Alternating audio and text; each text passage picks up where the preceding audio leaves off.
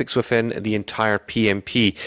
In fact, a lot of the processes, procedures, ways of working all hit risk management. At some shape or form, you will be dealing with this within your project management career, and you'll probably be dealing with it a lot, a lot. And risk management is a future, you might want to write that down, future event or condition that if it happens, it could have a positive or negative impact. Now, key point, future is one of them. Is a future positive or negative condition if it happens? I'll give you some examples coming up. It's a very important topic, that's where it come up. So that's just the introduction here. Now, does anybody know what a current event is? If something is happening currently, shout out. So risk is future, but what is current? If there's a current thing happening, what's the name given for that one? Does anybody know? Challenges. Sorry? Challenges? No, issues. Yeah, issues. Good guess. That was a good guess. So yeah, risk. So if it's a positive risk, it's an opportunity. If it's a negative risk, it's a threat. Okay, so the positive opportunities we want to obviously make sure that we take advantage of. And if it's a negative, we want to obviously mitigate it, remove it as much as possible. In all these circumstances, there's always something that's triggering it in the background. It has to be something triggering it because, if there isn't something triggering it, how would we otherwise, get the risk in the first place? So it's the trigger. Always be careful of this. The trigger could be anything. It could be a person, it could be an event, it can be anything. A very simple example is what happened, I think it was end of last year. So 1 year ago, exactly 12 months ago, we had Russia and Ukraine in the UN Council in the negotiations table. I'm sure you all remember this. And I don't think the media covered it very well. But anyway, Russia and Ukraine were on the negotiations table at that point. They were trying to come to some sort of agreement. Obviously, they couldn't, and that was the trigger that sparked the war at that point. So feel free to check that out. So it's a very simple example of a trigger condition. So as project managers, we're faced with a condition which is, what should we do, right? What do we need to do? We actually need to create risk management plans. And a risk management plan is very simple. It's the methodology that you want to put in place to handle risks. If there's a risk that comes about, how do you solve it? If there's a risk that's happening, how do you solve it? So you need to put this into place. So it's a plan, just like all the other plans that you will create. This would also be a plan as well. And the risk management plan will cover the impact of the risk, the probability of it happening, stakeholders who would be involved, the definition of it, the way you want to go about solving it, any funding that's required. So there's a lot of things that would go in there. And when you go about identifying the risks, you need to talk to people. You need to talk to experts. You might also look at some data. Do your meetings, and people will say, so whichever way you can capture the risks, talk to people, look at data, look at insights, look at market trends, look at what's happening in the company culture. All these areas can present risks. And when it comes to taking this forward, you need to also be aware that there can be internal risks and external risks. Can also be technical. So if the thing that involves a very technical aspect in your job, then there's going to be issues there as well. Risks can come from there. Industry specific, and it can be anything generic as well. So all these things to think about. So it's not just to say that it comes from one particular area. It doesn't. Important thing to point out here is that risks can come from anywhere. That's an important point to write down. Risks can come from anywhere. Okay. So we need to learn a four-step procedure. Four-step procedure. And the four-step procedure involves, number one, qualitative risk analysis. We're going to get into the technique of how we do this. So if we have 1,000 risks, it's impossible to analyze all the risks, right? So you need to kind of group them: high, medium, low. That's qualitative. High, medium, low. So it's categorizing. Categorize your risks into high, medium, low. And then the next part is we need to do some quantitative analysis. Quantitative analysis is basically taking the risks which are in the high category and checking if this risk happens, what could be the impact to the business. That's it. So the impact could be brand damage, it could be financial damage, it could be anything, right? So it's not just money. It can be brand damage. It can be the amount of followers that you're going to lose on social media. It can be anything like that. So important to note. So what is the impact to the business? And then comes the easy part, which is the risk responses. This is plan A, the action to address that risk. And then we also need to do plan B, which is the contingency response. So gentlemen, so it's actually very easy. Plan A and plan B. So plan A, if the risk happens, what do you do in plan A? And plan B, what do you do in plan B? That's it. So it's a four-part solution, gentlemen. So here we have the first part, which is categorize them into high, medium, low. And then for the high ones, put some numbers on it, brand damage, financial damage to the company, whatever. And then your plan A, and then plan B. So that's it. That's really it in a nutshell. And with that said, we do have this very entertaining breakout exercise for yourselves today. So it's only 3 of you today, so you can work within just amongst you, a group of 3.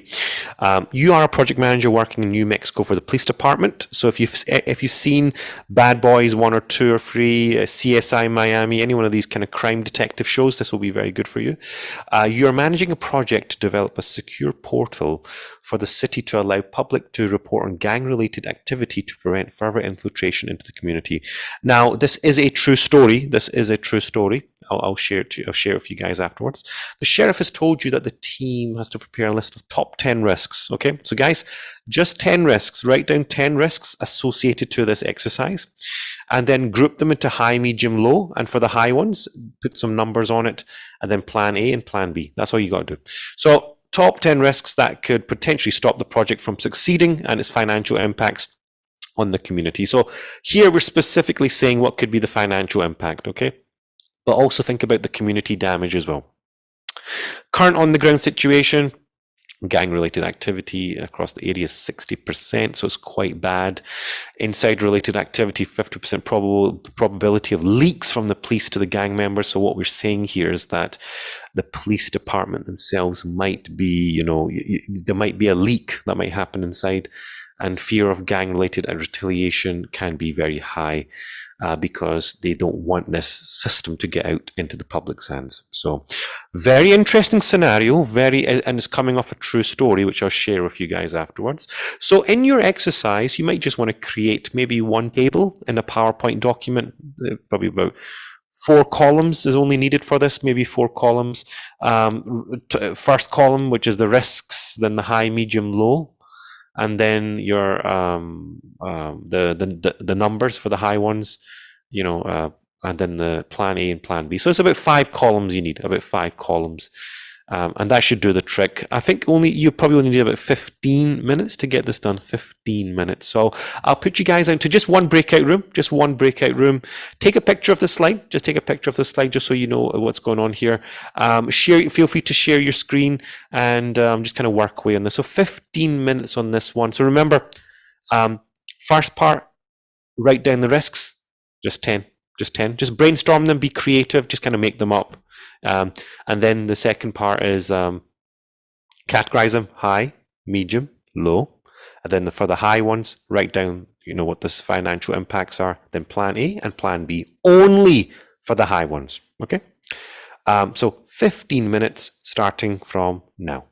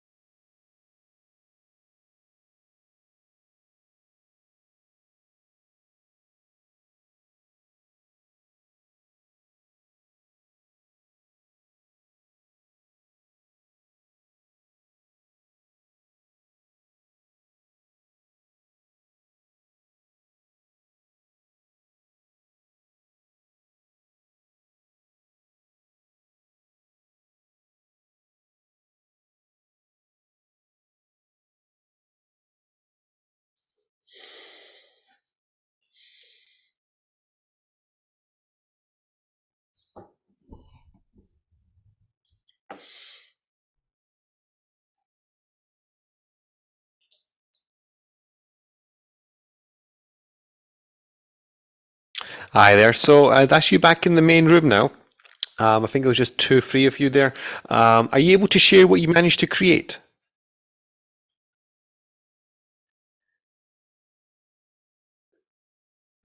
Actually, we had some technical difficulties. We couldn't, the mics weren't working. So Oh, okay. we Okay, no tried to problem, no prepare problem. something.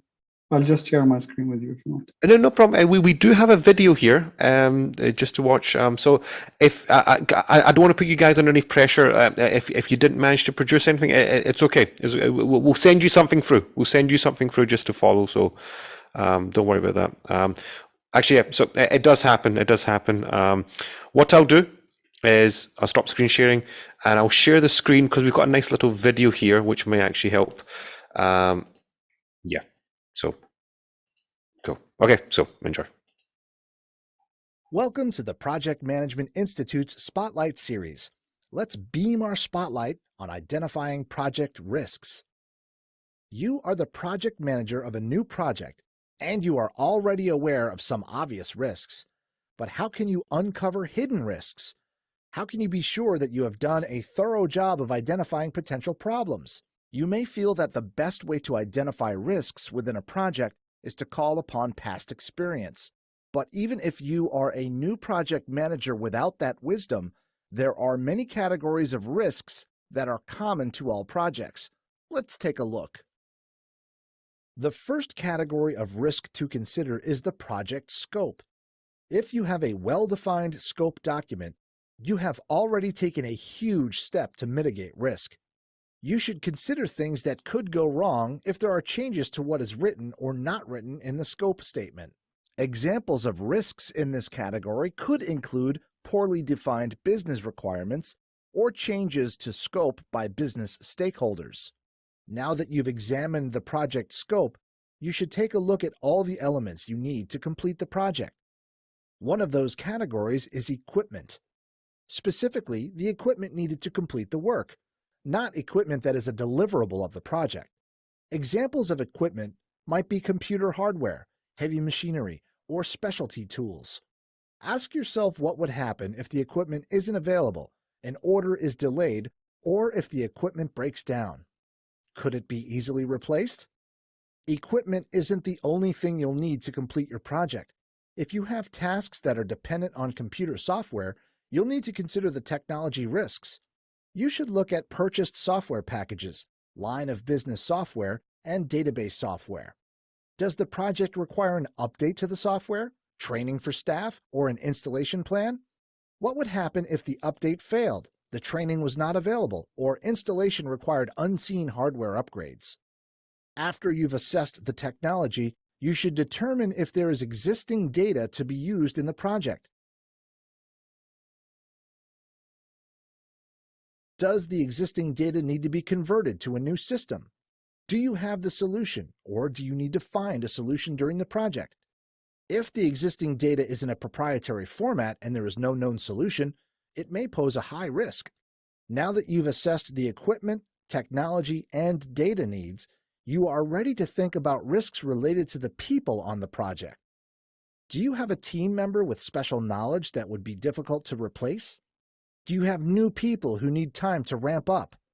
Are there motivation issues in the current staff? After thinking about risks you've identified so far and the people on your team, you should turn your attention to the schedule. How were the estimates made? Were they based on input from experienced team members, or were they guesses? Is there special risk by missing a deadline, such as not beating a competitor to market?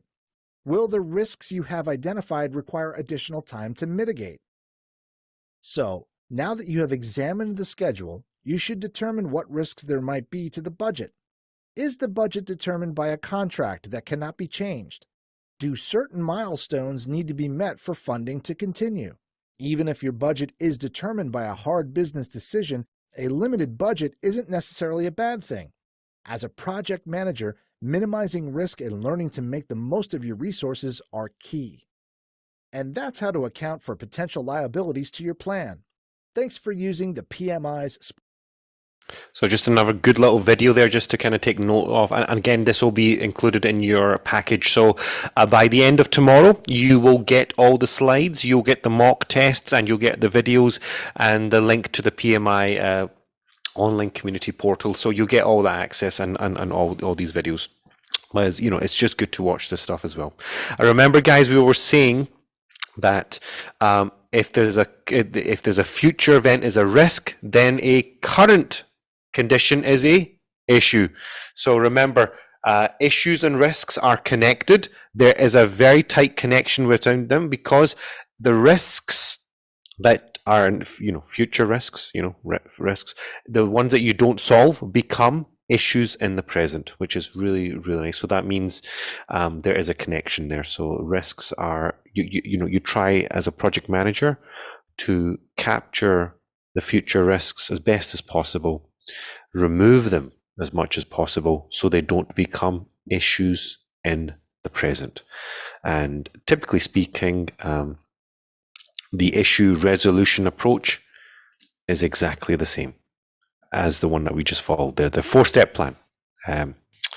High, medium, low, put some numbers on it, plan A and plan B. Exactly the same thing, nothing too different from there. And that's pretty much it for risk management there. Guys, any questions?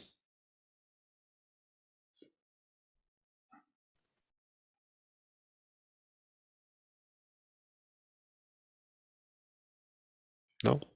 Okay, fine. We'll go for a break within 10 minutes time. What I'll do is I'll just start the next communication chapter. It's a small one. It's a very small one. And I think we've got a little video here as well to watch. We might have, we might not.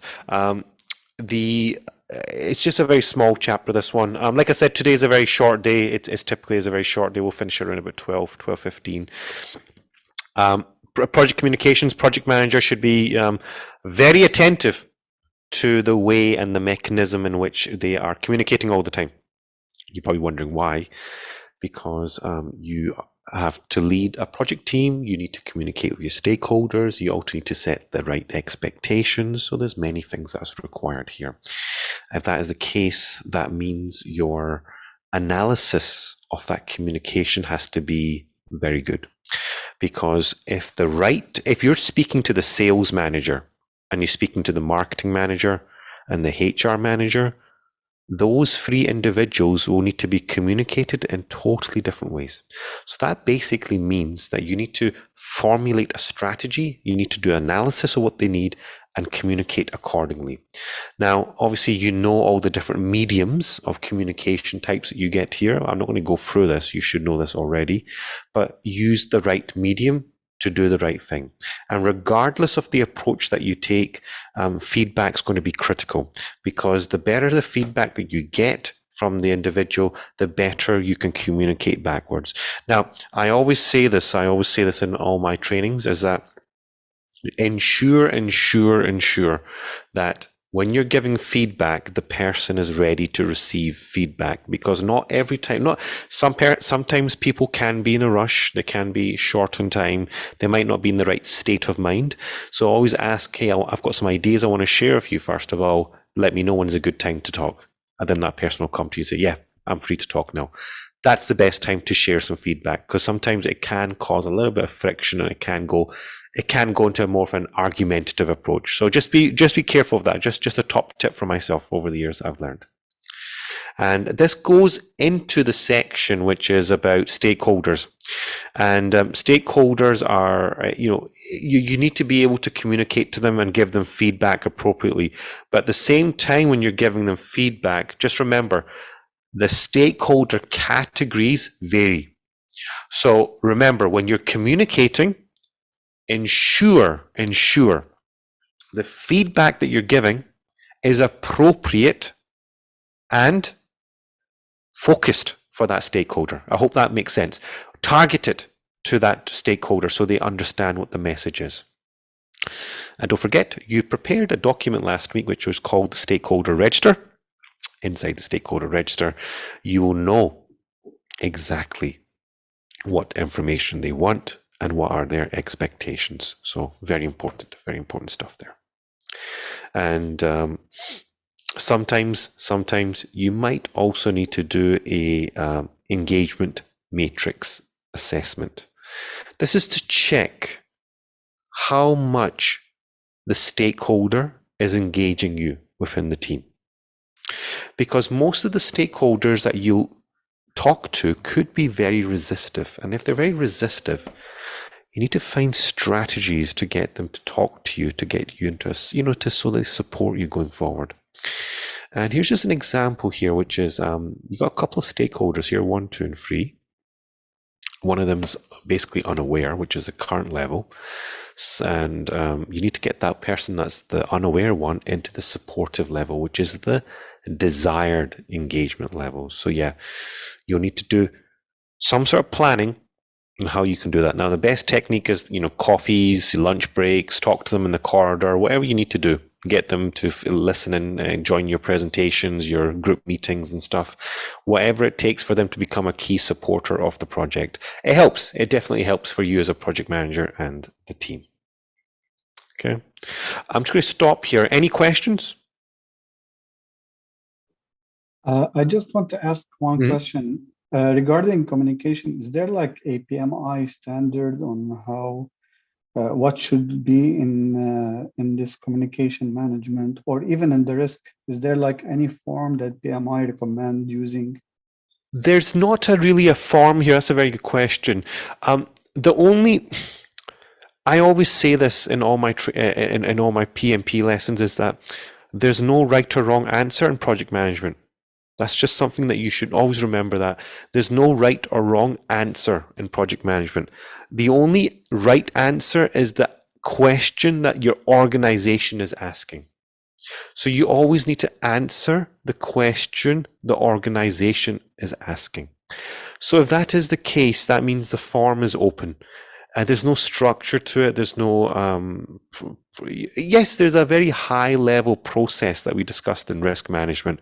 And you can see here, even in this communication thing, it's a very high level table that we're looking at here. This is just a high level process. We don't want to get too detailed. The PMI doesn't recommend anything too much detailed from this. PMI's understanding that you're dealing with people at the end of the day. Most of the problems are going to be of the people, not of the process. This is why things have changed. So there's no real form here or structure here. If you're looking for a rule of thumb, it says around about the project manager should be communicating 60 to 90% of the time, according to this chapter. This is according to the PMI. 60 to 90% of the time, the project manager should spend communicating to his team. Through presentations, talks, body language, tonality, whatever it takes.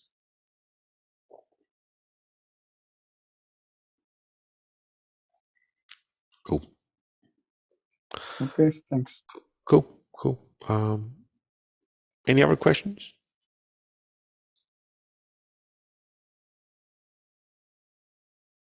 Cool. Fair enough. We have configuration change. Yeah, I think we should take a break. Okay, guys, let's just take a quick let's take a 20-minute break. Let's take a 20-minute break, and we'll come back, and we've got 3 modules left. 3 modules left, and that's us done. I just want to take my time through the next modules, because there's a couple. There's a lot of detail in that on this modules. Just want to cover them.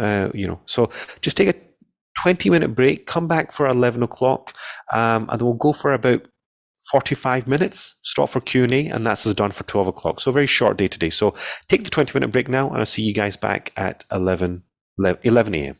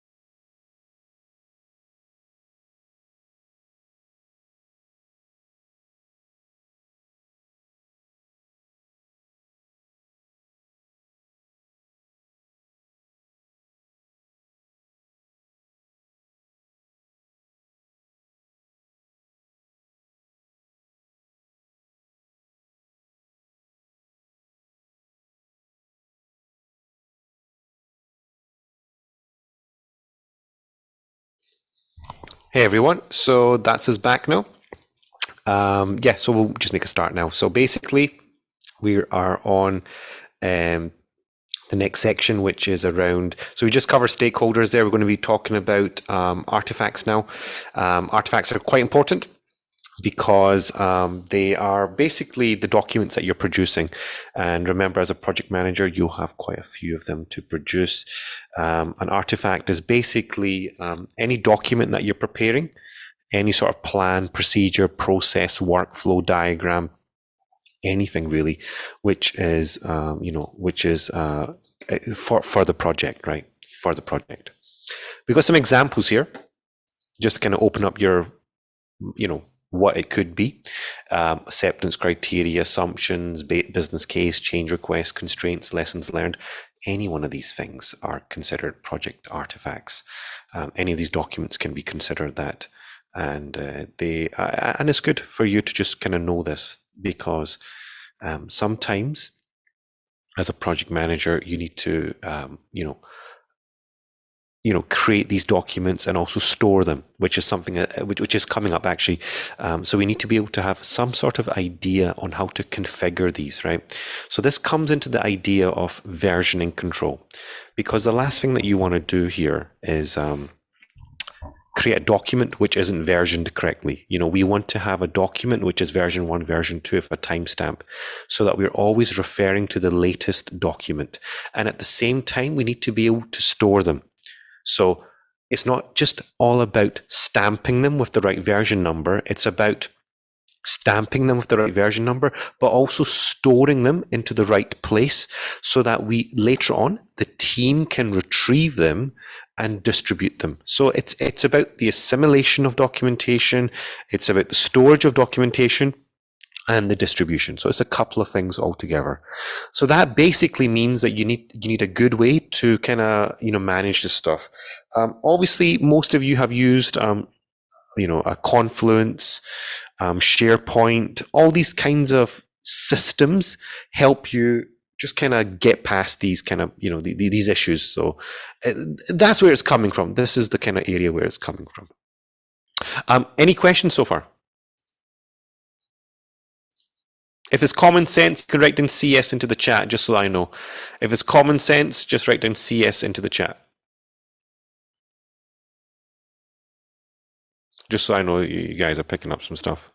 If you are there. Yeah, CS from Roy. Okay, cool. No problem. The next section, we're going to be talking about change, because projects are all about change, and that means even the documents that you're dealing with could have a lot of change. So remember that, guys. Projects are about change, and we need to be able to really capture this in the best way possible. So sometimes the documents that you produce could be a project. Sometimes the project itself, you're producing a car, computer, whatever it is, software application, it could be a change in there. So changes come from anywhere, right? They come from, it could come from the fact that there was a bad estimate given at the beginning. It could be the fact that there's new regulations back from the government. There could be some missed requirements, specification changes. So many different things that are in there, many different things that can cause the change, project changes to happen. But the important thing is, for the project manager, is that they should have forms to capture this change request, track the change request in some sort of process which is transparent, valid, and everyone can see it, and has the right approval levels all the way through. So basically what we're saying here is that there needs to be a system in place. And this system is called the Change Management Process Flowchart, which you can see here. And let's just go through this step by step, because this is quite an important thing to review. So the first thing here is the change request form. This is when someone submits the change. From there, we want to capture the change request. So log it, capture it, store it, record it. And then there might be some business filters in there for the project, which is, is this change request appropriate for the project? Is it even within the scope of the project? Is it even in the organization's objectives? Yes. Prepare an impact statement, which is it going to be a big change to the project, which is major, or medium, or minor? And then get it authorized by the sponsor. And then build it, engineer it, implement it, communicate it, and then do it, and execute the change and rebalance the rest of the project. So these are the steps that a project manager is required to go through when it comes for a change request. It's as simple as that. It really is this flow chart. Obviously, feel free to change this according to your organization's needs, but in a nutshell, that is it. Any questions?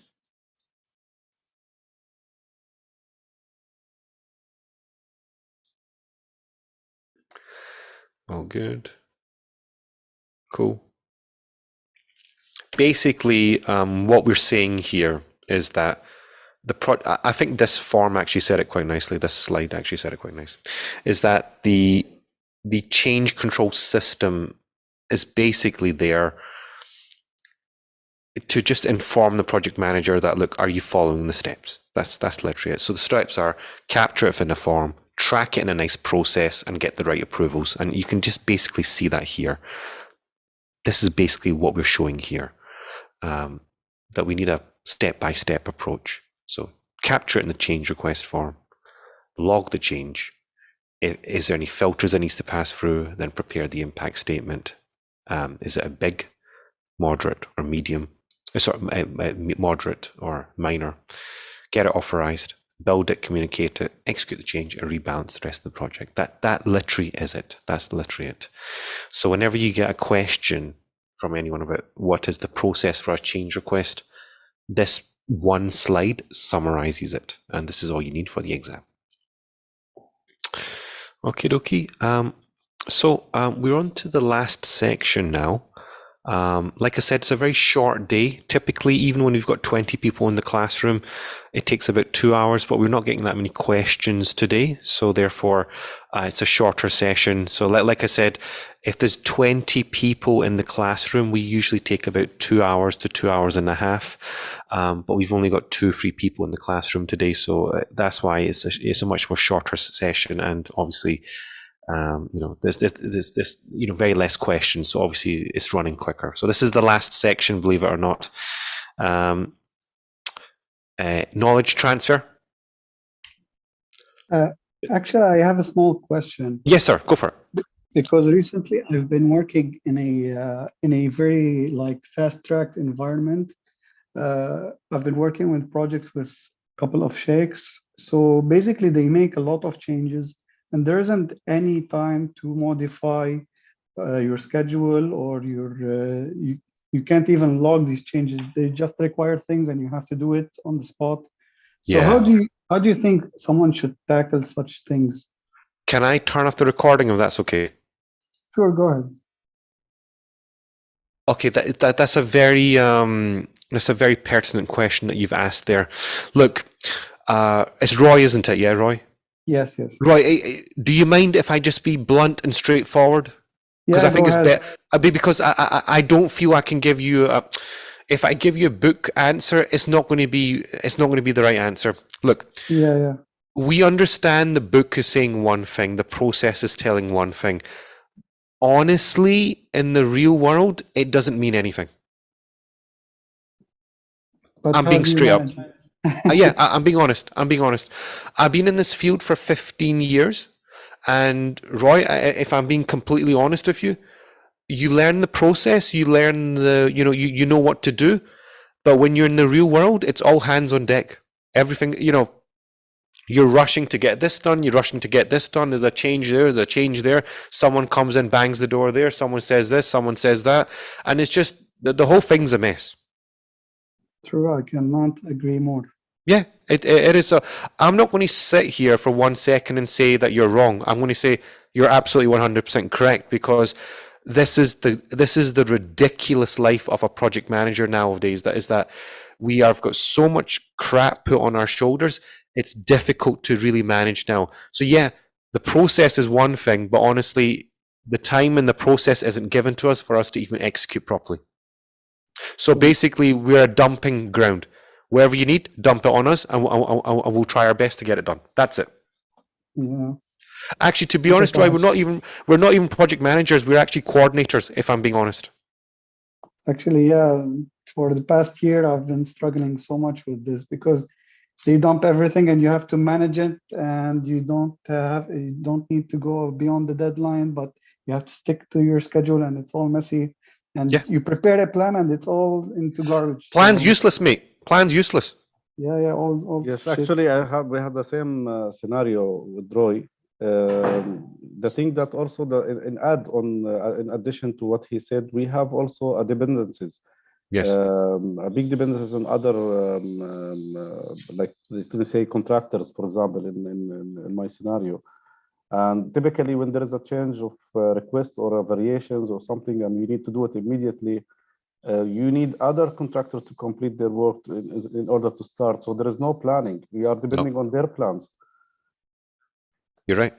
It's all knee-jerk response actions, fast.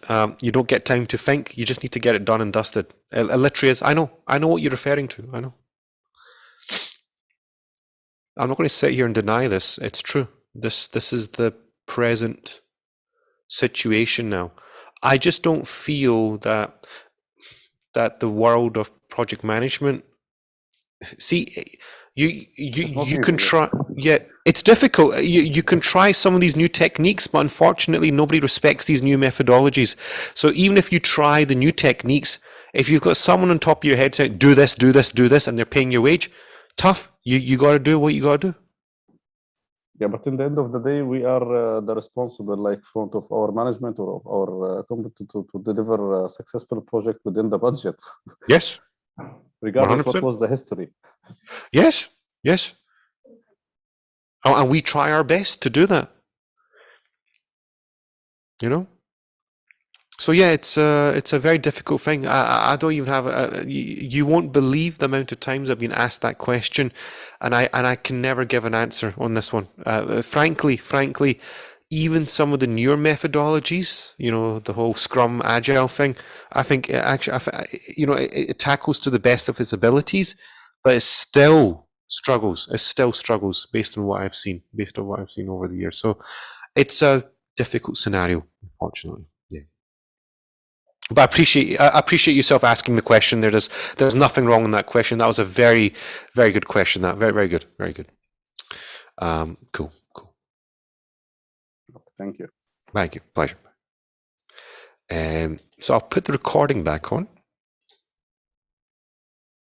So just to finish up today, when it comes to knowledge sharing, there are two types, and you'll be capturing these two types within the project throughout the project, right? One is tacit. Tacit is basically so I'll start off explicit. Explicit is actually much more easier, which is numbers, slides, presentations, pictures, books, this sort of thing. It's it's been codified, right? Tacit is wisdom, right? It's you've done something, and from experience this is the best way of doing it. So that's tacit.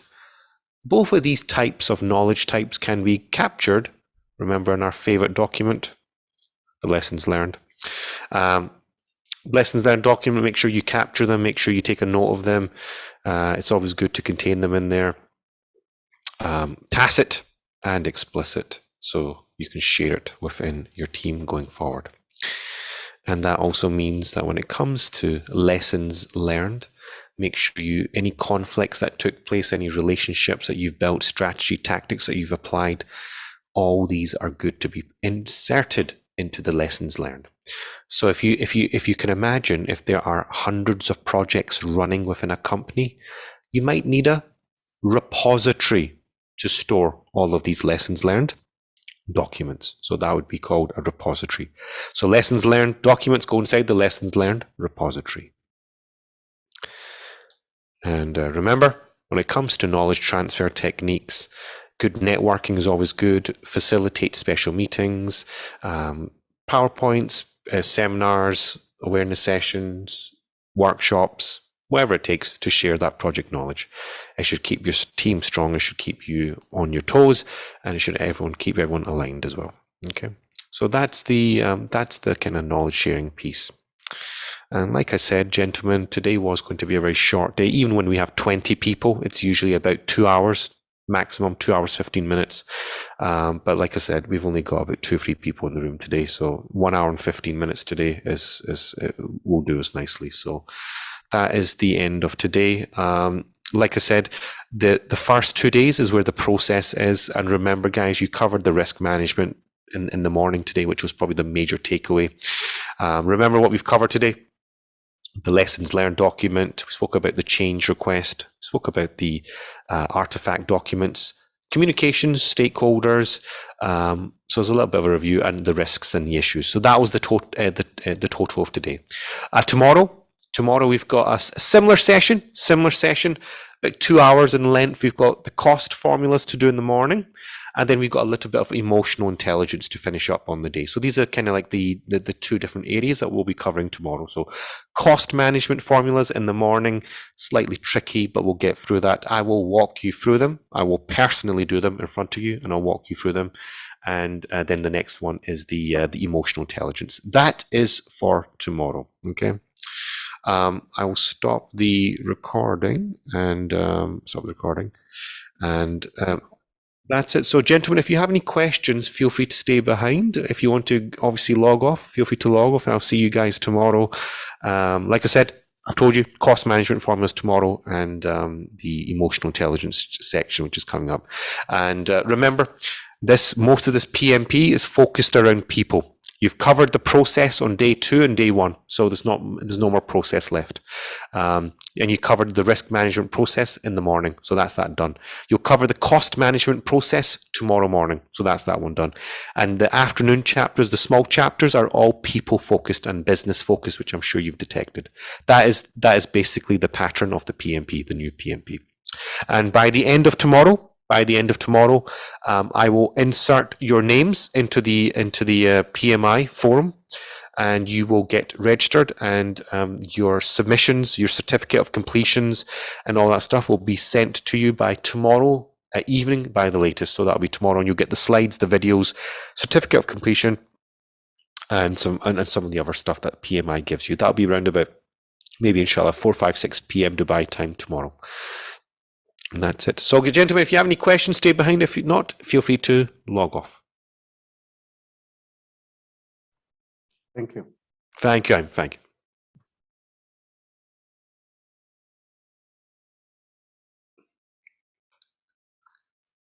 Yeah, thank you so much, Shoaib. I just wanted to ask one thing. Yes, sir. If I can't attend tomorrow, should I take it after New Year? Like No. Just you'll get sent the video tomorrow, and yes. Feel free to watch the video. Like I said, it's only 2 free sections tomorrow, short session, so you only have about 2 hours of revision to do afterwards. So you'll be absolutely fine. Don't worry about it. Okay. Don't forget, most people miss about 2 days.